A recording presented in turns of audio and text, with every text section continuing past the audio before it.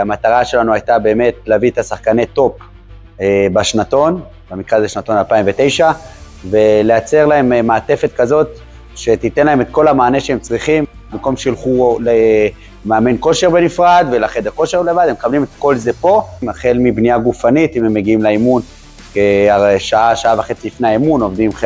חלק מהם עובדים בחדר כושר, חלק עובדים פילאטיס, אחרי זה הם מתחלפים, הבאנו אנליסט שלהביא אותם באופן צמוד גם עם